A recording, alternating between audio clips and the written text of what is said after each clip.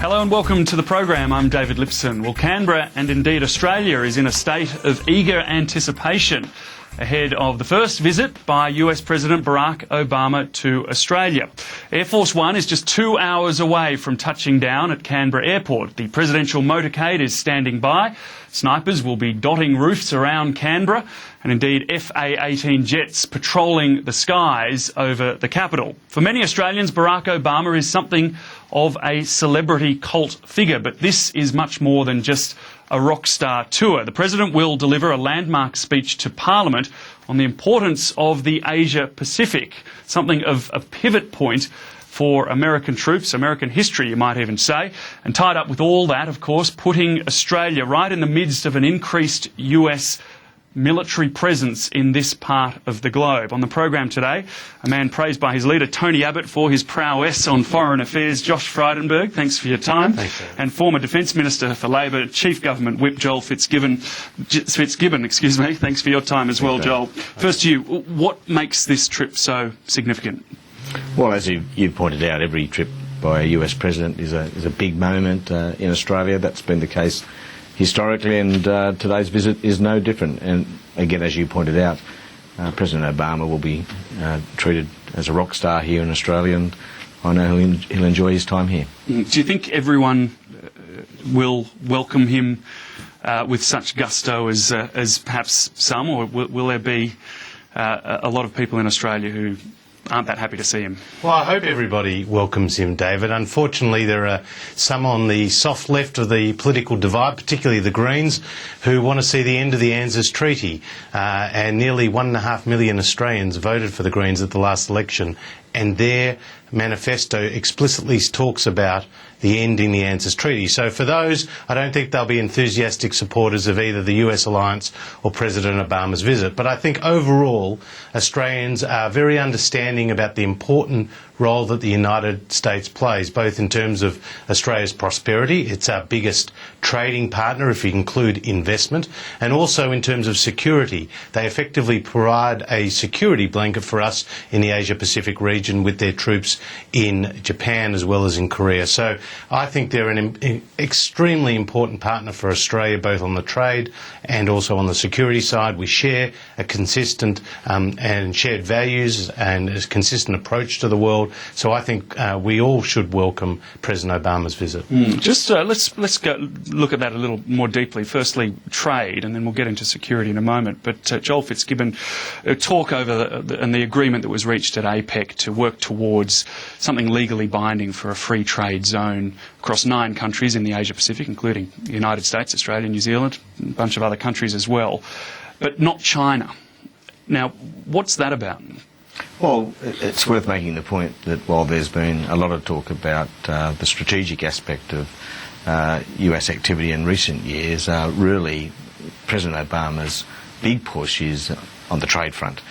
And while there's been some talk about some basing issues in Darwin, I think it pales into insignificance when you think about the US ascension to the East Asian Summit, what Obama has been doing in terms of engagement with ASEAN, enhancing the engagement with the Indonesians.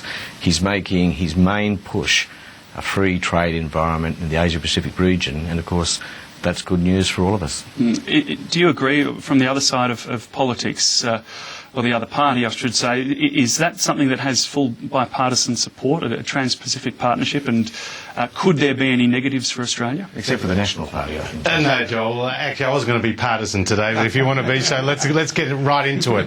But in terms of the Trans-Pacific Partnership, this free trade grouping of 9 countries is extremely important, and we've also heard that Japan are interested and South Korea have entered into a free trade agreement with the United States, so hopefully they may come on board. Look, ideally, we would have a multilateral free trade round, successful multilateral free trade round, particularly with Doha. But there are big problems, particularly coming out of Europe and the troubles that they're having. So what's the next best thing? The next best thing is these multilateral groupings, and with the United States involved and with important partners for Australia like Singapore and Vietnam and hopefully also Japan with us in this free trade grouping. And I think Australia's a great beneficiary beneficiary of free trade, that we've had a leading role in the Cairns grouping in terms of selling our agricultural produce to the world. We have a free trade agreement with the United States, which was entered into during the Howard government's term. Investment has doubled, or nearly doubled, since that agreement was entered into. So from the Liberal Party's perspective and from the Coalition's perspective, we are big believers in free trade, and we think this Trans-Pacific Partnership will be an important step forward. And I think it's fair to say, David, that the Australian government's most recent pronouncement has been to acknowledge that the Doha round has difficulties. It's been all too long coming, and it's about time we started, picking a few bits apart and determining some success on a smaller scale. And Barack Obama said off the back of that he was keen to set up a security infrastructure in this region. Now, we've seen China become increasingly assertive in military terms, particularly in the South China Sea. Joel Fitzgibbon, should anyone in Australia be nervous of any sort of military build-up that appears to be happening in this part of the world? No, they shouldn't be nervous, but they should be welcoming of the additional engagement and focus from the United States of America. When I was Defence Minister, I used to go to forums like the Shangri-La Dialogue in Singapore, and of course the main gig on those weekends was the address by the most senior US representative, in my case usually Bob Gates, and the overwhelming majority of people there waited in hope to hear some reaffirmation of the US's commitment to the Asia-Pacific region. It's very, very important. People now talk about strategic equilibrium. The US presence in the Asian-Pacific theatre from a strategic perspective is a very, very important one, and it should bring comfort to all Australians that they are re-engaging. I agree with that, David. I mean, in terms of the South China Sea, we have seen some skirmishes there. Interestingly, countries like the Philippines and Vietnam are calling upon the US to be more engaged in the region. The East Asian Summit, where President Obama will be later this year in Bali, is an important opportunity to come together with other leaders, including the Chinese leader, and agree on some sort of format of code of conduct and some way to reduce the tensions in the South China Sea, because what we do not want is a miscalculation. That's the greatest danger. So having the US engaged, forward-looking, working side by side with Australia as well as our other important partners in the region, it's got to be a net benefit for all of us. So what do you think are China's intentions? I mean, with this military build-up and with the United States, perhaps first to you, Joel, what do you think they're trying to achieve? This is a lot of countries build up their military as they become, of course, more able to. Well, history tells us that is very, very normal. And no doubt China aspires to have the respect militarily that goes hand in hand with such economic superpower, which it will certainly be in the not too distant future. And let's be frank about it, they're not very comfortable about not having complete control of the South China Sea in particular, and all those trade routes which are connected with it.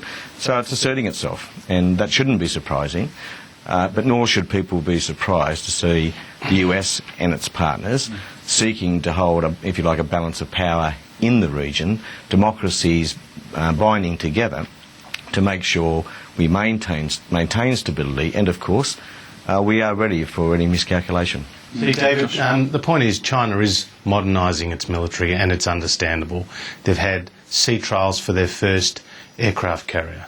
They've had test flights for their first stealth fighters. But even though they are modernising their military, they are so far behind the United States in terms of technical superiority that is pretty significant for the balance of power in the region. That the United States is still the largest spender on defence anywhere in the world, with China a long way behind them.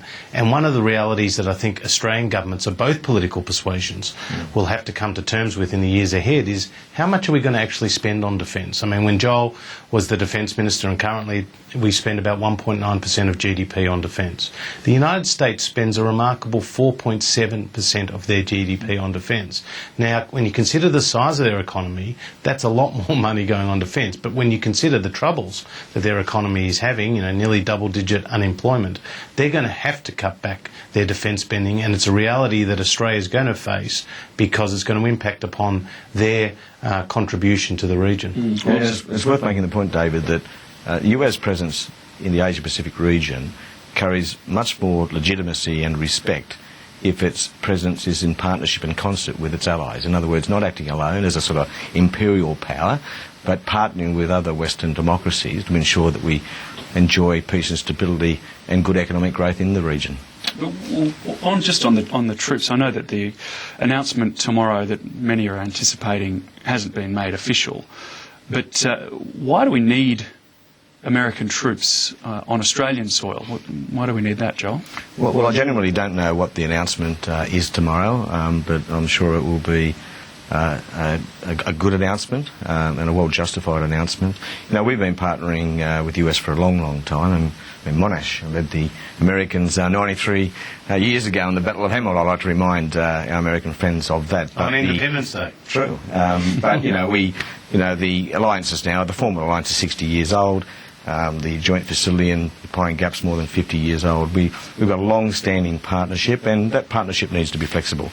The US has challenges in Okinawa and in Guam in terms of land constraints, a bit of unpopularity in Japan of such a large footprint so long after the Second World War, and they need somewhere to be and to train and to exercise. It's nothing new. We've been having huge exercises here for a long, long time. Shoalwater Bay in Queensland is a perfect example. So there's nothing new in all of this. This process actually began when I was Defence Minister. The emphasis then was on humanitarian relief, aid in times of climatic crisis, etc. I acknowledge that since the US began its global posture review, force review, that it's gained some momentum. Now there seems to be a little bit more emphasis on strategic matters, but I don't think there'll be anything really controversial in tomorrow's announcement. I think it makes common sense to have greater opportunities in our sparse land for the US to train and exercise jointly with Australian forces. Is there any worry, you mentioned there about the problems of unpopularity in Japan, is there a concern, assuming there are going to be American troops in Darwin, that there could be a similar feeling of resentment towards the Americans, perhaps even just locally in Darwin, Josh Frydenberg? I don't think so. I don't want that to happen, obviously. And I think, as Joel has explained, this is just a continuation of long-standing arrangements and a even deeper and long-standing history that we've shared together on the battlefield. And it's about interoperability. It's about how do we get the Australian and the American forces and our hardware working more closely together. So the more often we train, the better we get to know each other. It's certainly going to help us. And let's not forget that we're actually currently at war together, side by side.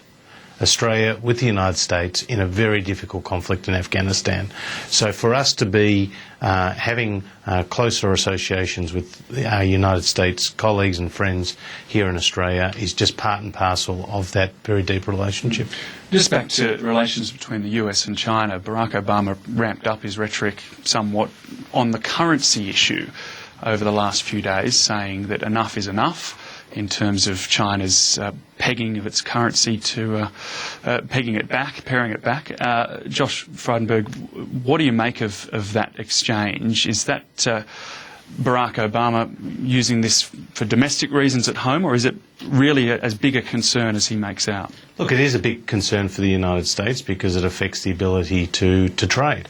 To the best of your abilities, effectively, if there's if the currency is hedged in a way to be advantageous to one particular country, in this case China. So, I think Barack Obama is using pretty strong language. That's the language he uses, not language we are using. Should we be using that sort of language? Well, no, I mean, the US are talking about this issue and they're taking the lead on it. They're the major trading partner with China, so I can understand that what the sentiment is being expressed by the President. We'll let him use his own language. Julia Gillard and Tony Abbott will make their own observations about it. But it is a big issue.